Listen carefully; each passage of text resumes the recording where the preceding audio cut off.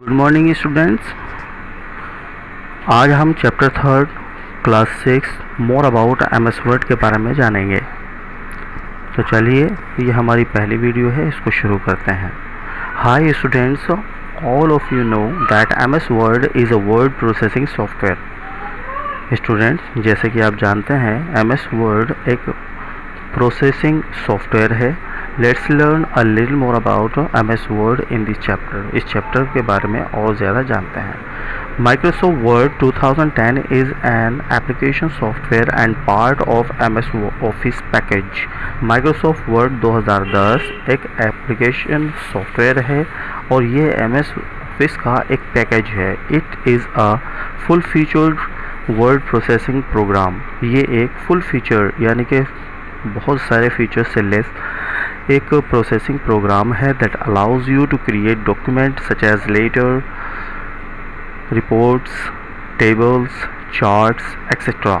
और इसकी मदद से आप इसमें letters, reports, table, chart etcetera create कर सकते हैं।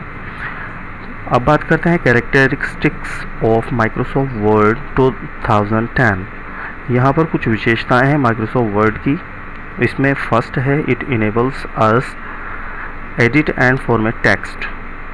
और माइक्रोसॉफ्ट वर्ड 2010 की मदद से हम अपने टेक्स्ट को फॉर्मेट कर सकते हैं और एडिट भी कर सकते हैं। It help us check spellings and grammar in a document. और डॉक्यूमेंट के अंदर किसी भी वर्ड की स्पेलिंग और ग्रामर को चेक कर सकते हैं। It enables us link and embed object with in a document. और एमएस वर्ड 2010 में हम लिंक क्रिएट कर सकते हैं और किसी भी ऑब्जेक्ट को डॉक्यूमेंट में ऐड कर सकते हैं। It also enables us put information in a tabular form. और किसी भी इंफॉर्मेशन को टेबल के अंदर या टेबुलर फॉर्म में इंसर्ट करा सकते हैं। क्लिप आर्ट, मूवी क्लिप और sound can also be inserted. Clip art, movie clip या फिर साउंड, ये तीनों भी हम एमएस वर्ड 2010 में इंसर्ट करा सकते हैं। अब देखते हैं कि एमएस वर्ड कैसे स्टार्ट होता है। Start Microsoft Word 2010। Follow the given steps to start MS Word 2010। कैसे 2010 वर्ड 2010 को स्टार्ट कर सकते हैं। Step 1, click on the start button. हमें स्टार्ट बटन पर क्लिक करना है। Step 2, click on the all programmes और ऑल प्रोग्राम्स पर क्लिक करना है। Step 3, click on the Microsoft office और माइक्रोसॉफ्ट ऑफिस वाले नाम पर क्लिक करना है। Step 4, click on Microsoft office word 2010 और माइक्रोसॉफ्ट ऑफिस 2010 पर क्लिक करके उसे ओपन कर लेना है। अब पहला ऑप्शन आता है इसमें फाइंडिंग एंड रिप्लेसिंग टेक्स्ट। किसी भी टेक्स्ट को फाइंड करना और उसे रिप्लेस करना। You have learned about the various editing and formatting commands in your previous class. पिछली कक्षा में आप बहुत सारी एडिटिंग और फॉर्मेटिंग कमांड्स के बारे में जान चुके हैं, सीख चुके हैं। इन ऑफिस 2010 और strip ribbon is located just below the मेनू बार। एक छोटी सी स्ट्रिप है जो मेनू बार के ठीक नीचे है। जैसे you may have to search a word और फ्रेजेस इन योर डॉक्यूमेंट।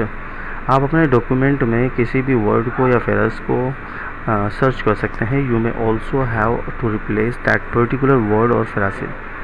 तो आप किसी भी फ्रेज को या वर्ड को रिप्लेस भी कर सकते हैं। So if you use find and replace text command. Finding text, क्या स्टेप्स होंगे इसके, यहाँ पर लिखा हुआ है। फाइंडिंग टेक्स्ट के लिए to find text follow the given steps. नीचे कुछ स्टेप्स दिए हुए हैं। Step 1, click on the home tab. Home tab पर क्लिक करेंगे। Step 2, click on find and editing group और क्लिक करना है find in the editing group के ऊपर। इसकी शॉर्टकट कमांड भी आपको बताएंगे। Step 3, in the find word box पर क्लिक करेंगे और टाइप द टेक्स्ट और word that is to be searched. जो आप सर्च करना चाहते हैं उस वर्ड को लिखेंगे। Step 4, click on the more button to get more search option. और जहाँ पर भी आपका वो टेक्स्ट होगा वो जानने के लिए आपको मोर बटन पर क्लिक करना पड़ेगा। Step 5, click find next for finding further ऑक्यूरेंसेस।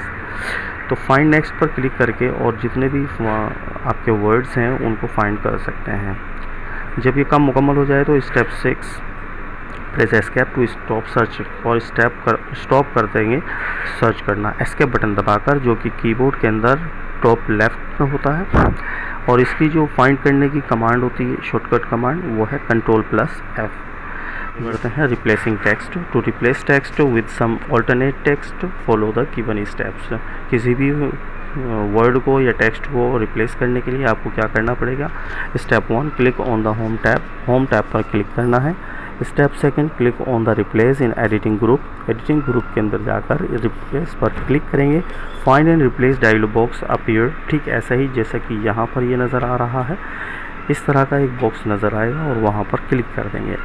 Step 3 type the text to be searched in the find what box, find what box के अंदर जो टेक्स्ट आपको सर्च करना है उसको लिखेंगे। स्टेप 4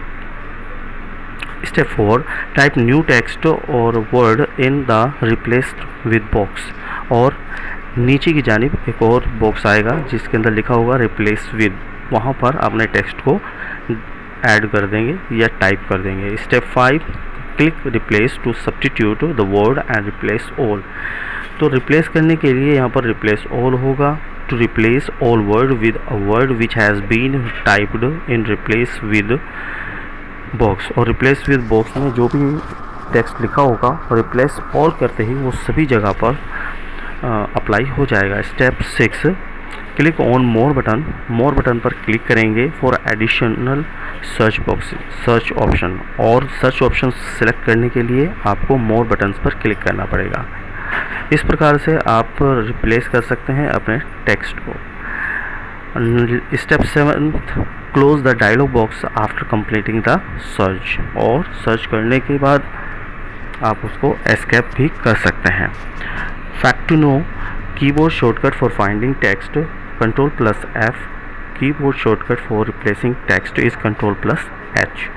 किसी भी टेक्स्ट को फाइंड करने के लिए Ctrl+F दबाएंगे और किसी भी टेक्स्ट को रिप्लेस करने के लिए Ctrl+H दबाएंगे। माइक्रोसॉफ्ट ऑफिस हेल्प बटन एक बहुत ही ज़बरदस्त कमांड है जिसको हम माइक्रोसॉफ्ट ऑफिस हेल्प बटन कहते हैं, तो उसके बारे में भी जानते हैं। Microsoft office help button is located at the upper right corner of the ribbon, तो ये राइट साइड में ऊपर की तरफ आपको एक कॉर्नर में मिलेगा help button. It is placed just below the close button, और जो क्लोज बटन होता है किसी फाइल को या प्रोग्राम को एंड करने का या क्लोज करने का, वहाँ उसके नीचे आपको ये मिलेगा। It is use to seek help about any feature of S Word, ये किसी भी फीचर से मुतालिक अगर आपको कोई हेल्प चाहिए तो इस वाली हेल्प बटन पर आप क्लिक करके हेल्प ले सकते हैं। We type a query in the Word help button window, और यहाँ पर आप अपनी क्वेरी को ऐड करेंगे, लिखेंगे and click on search to find the result, और फाइंड करने के रिज़ल्ट को सर्च वाले बटन पर क्लिक करेंगे। नेक्स्ट है हमारे पास inserting hyperlinks. Hyperlink is used to move from one page to other very quickly by using just a single click on the link। जैसे कि आपने वेबसाइट्स पर देखा होगा इंटरनेट चलाते हुए, जब हम किसी लिंक पर क्लिक करते हैं तो वो हमें रिडायरेक्ट कर देता है किसी दूसरे पेज पर। ठीक ऐसे ही MS वर्ड में भी ये फैसिलिटी दी गई है कि हम किसी एक वर्ड को, किसी पिक्चर को या किसी लिंक करके किसी दूसरे पेज पर जा सकते हैं या उसी पेज के किसी भी पार्ट में जा सकते हैं। The link can be in the form of text और पिक्चर, किसी टेक्स्ट की फॉर्म में या पिक्चर की फॉर्म में यह हाइपरलिंक हो सकता है। Microsoft Word 2010 supports almost all types of hyperlinks that user frequently use in their documents. तो ये जो माइक्रोसॉफ्ट 2010 है ये लगभग सभी तरह के हाइपरलिंक को सपोर्ट करता है, जो कि डॉक्यूमेंट में कहीं पर भी पहुंचाने में हमें मदद करता है। To insert hyperlink follow the given steps, कैसे इंसर्ट करेंगे, यहाँ पर कुछ स्टेप्स दिए हुए हैं। Step 1 select the text in which the hyperlink is to be placed. सबसे पहले हम उस टेक्स्ट को क्लिक करेंगे जिस वर्ड पर क्लिक करके या जिस टेक्स्ट पर क्लिक करके हम लिंक बनाना चाहते हैं। Step 2 click on the insert tab on the ribbon, insert पर जाएंगे। Step 3 click on the hyperlink in links group, hyperlink पर जाकर लिंक ग्रुप पर क्लिक करेंगे and insert hyperlink dialogue box appear. एक हाइपरलिंक का बॉक्स अपीयर होगा, जैसे कि आप राइट में देख रहे हैं नीचे वाला, which contain many options for creating a link. इसमें बहुत सारे ऑप्शंस मिलेंगे आपको। तो step 4, type address of website और click on any existing file to create a link. तो आप वहाँ पर किसी वेबसाइट का एड्रेस भी डाल सकते हैं या फिर क्लिक कर सकते हैं किसी भी एग्जिस्टिंग जो पहले से बना रखी है आपने फाइल, उसको लिंक करने के लिए। We can also link content through an email address, और आप किसी को कंटेंट का ईमेल एड्रेस भी दे सकते हैं। Step 5, click on okay button, फिर ओके बटन पर क्लिक कर देंगे और hyperlink has been inserted now, और ये इंसर्ट हो जाएगा। इसके लिए आप Ctrl+K दबाकर भी हाइपरलिंक का डायलॉग बॉक्स ओपन कर सकते हैं। इसकी शॉर्टकट कमांड है ये। इसके अलावा हाइपरलिंक को जब आप एक्टिवेट कर लेते हैं, जब डाल देते हैं, तो Ctrl+ क्लिक करके आप उस लिंक को एक्टिवेट या रीच कर सकते हैं। Other way of inserting a hyperlink, एक और तरीका है जिससे हम अपने हाइपरलिंक को क्रिएट कर सकते हैं। We can also insert a hyperlink on a desired word or document by right clicking on it. तो आप क्या करेंगे कि अपने वर्ड को सिलेक्ट करेंगे और वहाँ पर राइट क्लिक करेंगे उसके ऊपर एंड सिलेक्ट द हाइपरलिंक, और हाइपरलिंक का एक ऑप्शन आ जाएगा, उसको आप अप्लाई कर देंगे।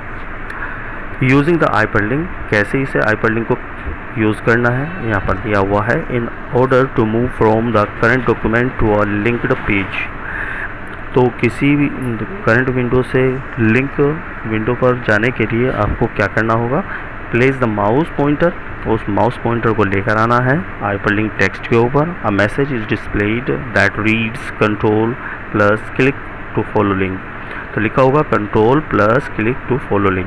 प्रेस द कंट्रोल की, अब आपको कंट्रोल की प्रेस करनी होगी and click on the link to open the hyperlink, और हाइपरलिंक को ओपन करने के लिए उस लिंक पर क्लिक करना होगा कंट्रोल के साथ। We can follow the same step to create a hyperlink in a picture, और पिक्चर को जब हम लिंक कर देते हैं उसके लिए भी यही प्रोसीजर होगा। अब बात करते हैं अगले फीचर की, applying drop cap. Drop cap is a feature in MS Word which lets you create a large drop initial capital letter. बहुत बार आपने न्यूज़पेपर में देखा होगा कि जो फर्स्ट लेटर है किसी भी पैराग्राफ का वो काफ़ी बड़ा होता है, जो 3 लाइनों में, 4 लाइनों में या फिर लेफ्ट इंडेंट में आता है। तो यहाँ MS Word भी हमें ये फीचर प्रोवाइड करवाता है जिसका नाम है ड्रॉप कैप।